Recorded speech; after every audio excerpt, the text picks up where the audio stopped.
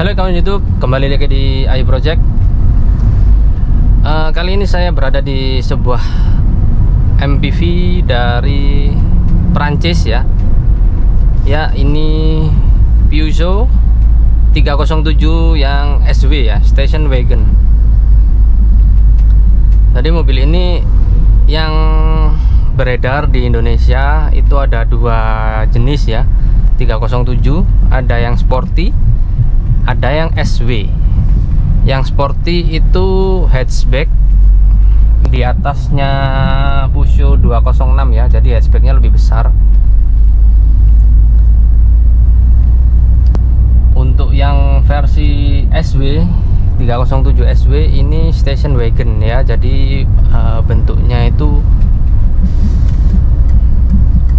ya untuk 7 penumpang ya, estate atau station wagon. Dan yang station wagon ini populasinya itu lebih langka ya.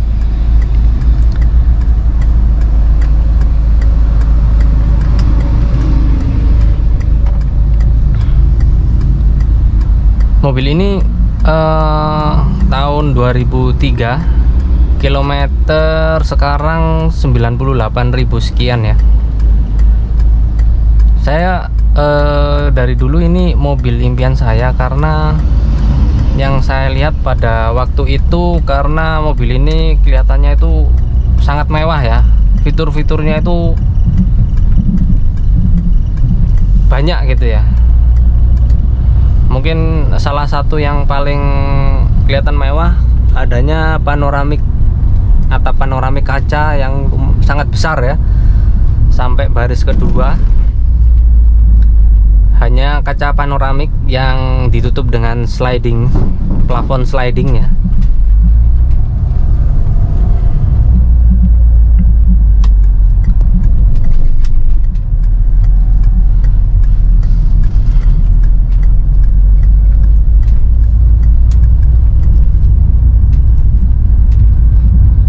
Mobil ini 2003, sudah 21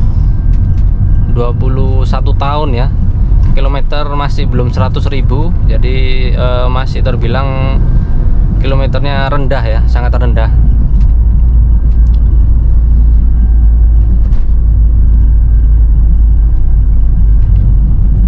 Mungkin dulu harga barunya ya, ini saya lihat di faktur kendaraannya itu harganya 300 sekian di faktur ya.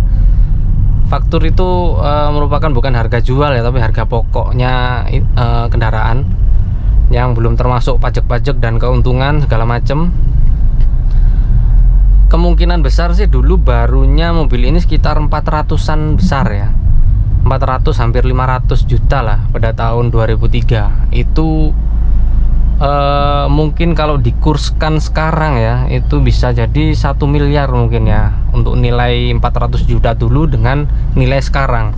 Bayangkan dengan harga segitu mahal mobil ini, siapa yang beli? Ya pastinya orang-orang yang mampu ya, orang-orang kaya. Karena mobil ini memang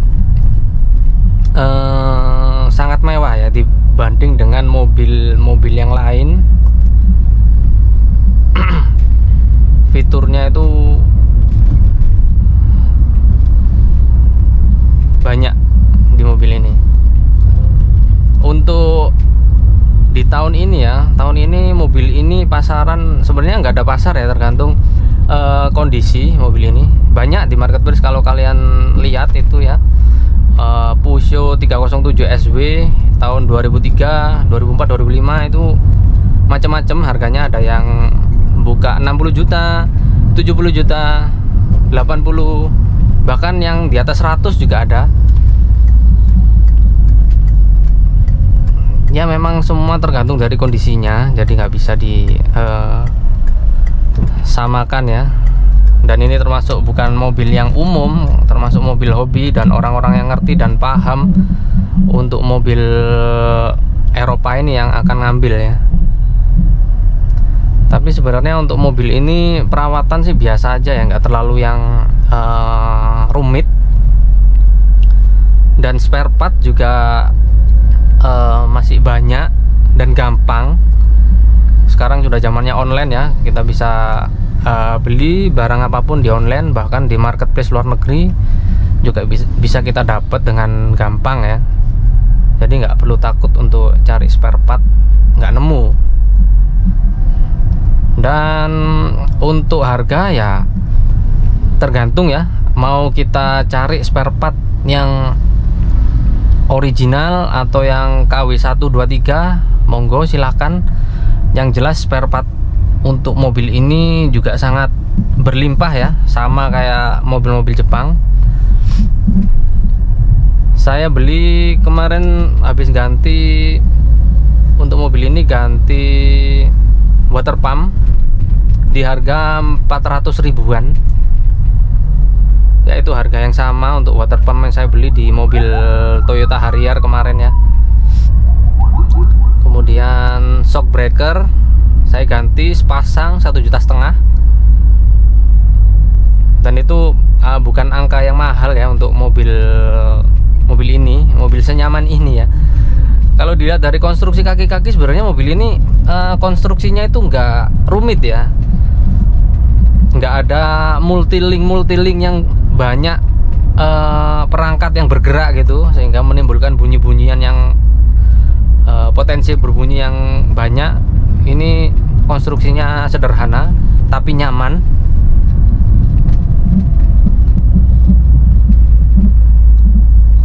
Mobil ini nyaman ya. Untuk point of view, sudut pandangnya itu juga bagus ya, luas. Dan dashboardnya rendah. Pilar A nya itu kecil ya, di samping ada kaca yang mati, kaca mati ini ya, itu juga sangat membantu visibilitas. Mau lihat ke depan, samping, belakang itu gampang, semua kacanya gede-gede ya. Jadi untuk mengendarai mobil ini itu enak. Joknya juga empuk, busnya tebel, enak lah ya untuk naik mobil ini. Setirnya juga nggak terlalu enteng juga ya, tapi juga nggak berat, masih dalam toleransi ya. Untuk sistem power steeringnya juga ini agak lain, karena ini menggabungkan antara electric power steering dan hydraulic power steering ya, EHPS ya, electric hydraulic power steering mobil ini. Jadi ada plusnya ada minusnya ya. Plusnya dia nggak ganggu kinerja mesin karena nggak terhubung langsung dengan puli, dia itu digerakkan dengan motor dinamo ya.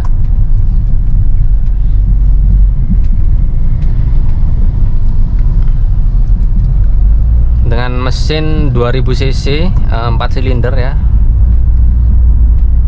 Tenaganya sih sekitar 160-an HP ya, cukup bertenaga. Tapi untuk mobil Eropa memang nggak ngejambak kayak mobil Jepang ya. Mobil Jepang itu kan kalau di towel gasnya dikit gitu langsung cut, langsung maju gitu ya, langsung narik gitu ya. Kalau ini penyaluran tenaganya itu smooth, jadi halus gitu, tapi tenaganya ada terus, nggak ada kayak kekurangan tenaga atau tenaganya turun di RPM tertentu, itu enggak. Tenaganya cenderung rata di semua RPM ya.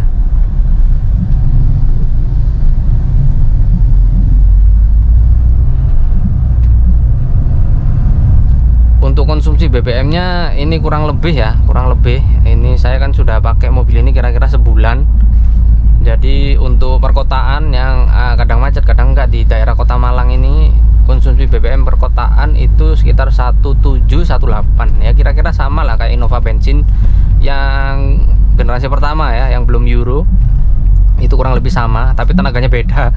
Tenaganya jauh lebih besar ini ya, 160-an HP. Torsinya saya belum tahu berapa.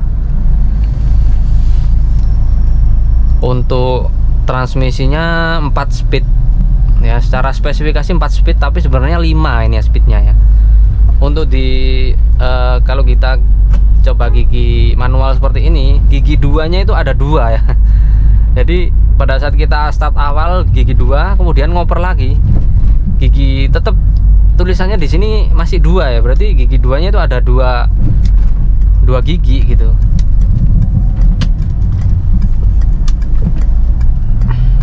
Nah ini ya, coba ya, ini gigi 2.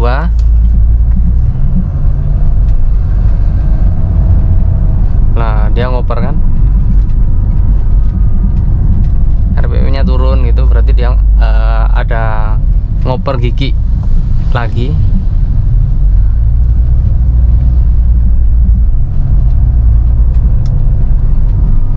Jadi perpindahan tenaganya pada saat kita akselerasi itu smooth ya,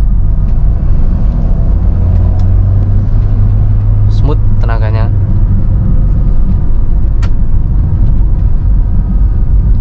Ada MID, jadi fitur-fiturnya di mobil ini ada MID di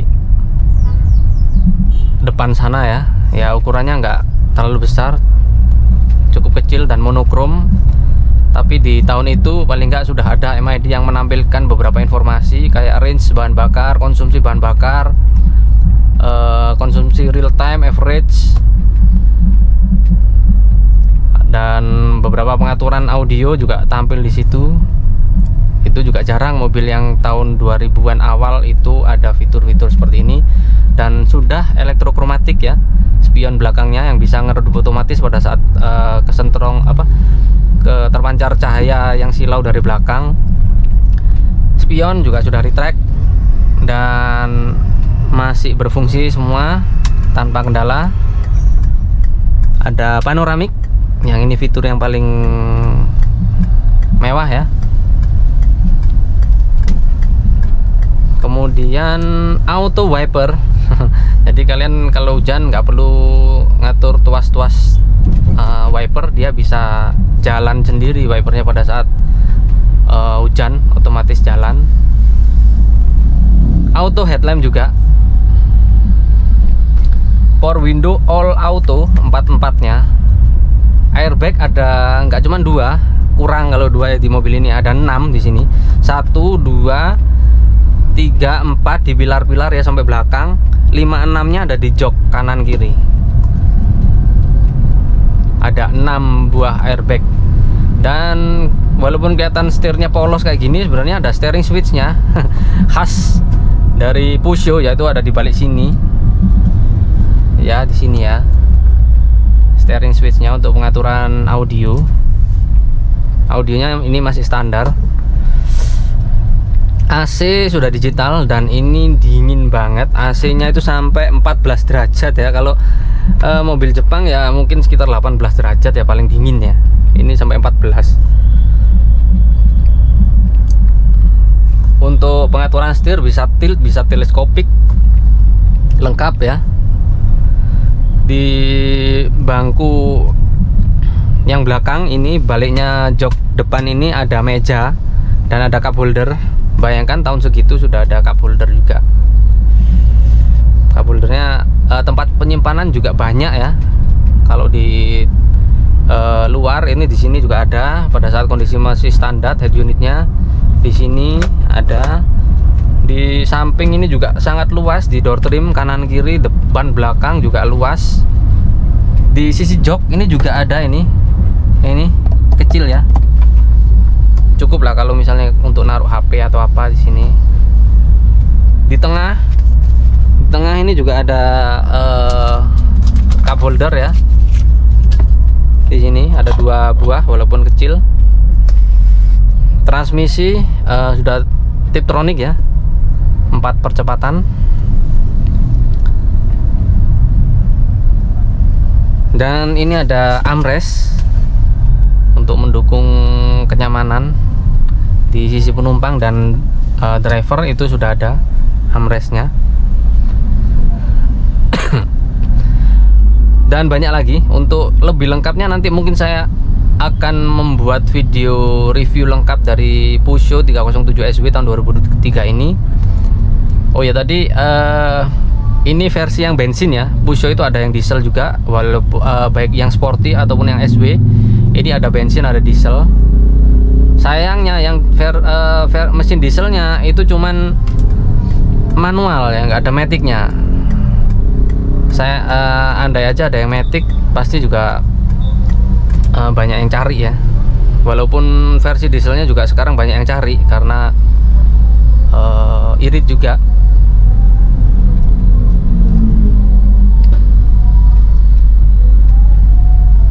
Harga di bawah 100 juta ya untuk saat ini. Anggap aja rata-rata mobil siap kondisi, siap dipakai itu ya, tanpa harus ke bengkel atau perbenahan benah-benah apapun. Itu rata-rata ya di angka 80-90 ya. Mobil ini sudah dapat fitur yang sangat banyak itu tadi ya, dan material yang pastinya bagus ya. Materialnya ini soft touch semua dashboardnya, kecuali yang bagian atas. Itu di atas itu ada kisi-kisi untuk twitternya di situ. Speakernya ada di pintu-pintu kan, depan dan belakang. Ya, mobil ini sangat menarik untuk mungkin kalian yang butuh mobil keluarga yang nggak terlalu gede, tapi juga bisa momot barang banyak, momot 7 penumpang juga bisa ya. 3 baris ini sebenarnya, cuman yang bagian belakang saya copot untuk dijadikan tempat penyimpanan barang, karena saya jarang untuk membawa penumpang full. Dan ya inilah, sudah headlamp depan juga sudah manual leveling ya, bisa diatur ketinggiannya. Jadi sangat lengkap ya di mobil ini.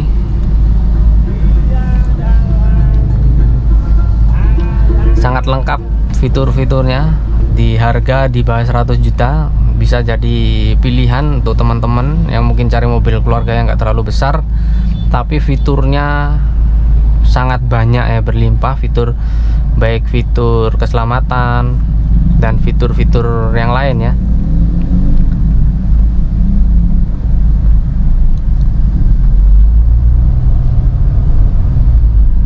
Untuk kekedapan kabin juga lumayan kedap mobil ini, walaupun banyak kaca ya di mobil ini ya, tapi sangat bagus, jempolan untuk kekedapan kabin. Suara noise dari ban pun nggak kerasa ya, padahal dari ban juga sudah tergolong tua ya, bannya tahun 2019.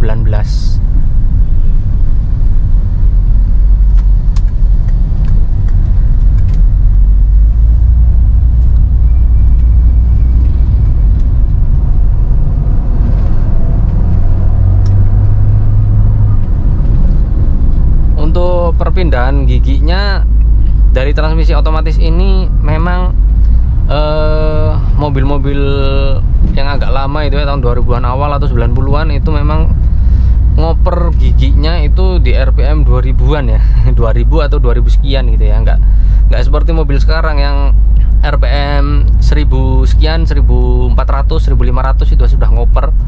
Ini masih belum ya, mungkin ini salah satu faktor juga konsumsi BBM-nya agak lebih boros sedikit ya, tapi worth it lah, dengan kenyamanan semuanya itu akan terbayar. Dan menurut saya juga nggak begitu boros juga ya, 18, 19 itu nggak begitu boros untuk mobil sekelas ini.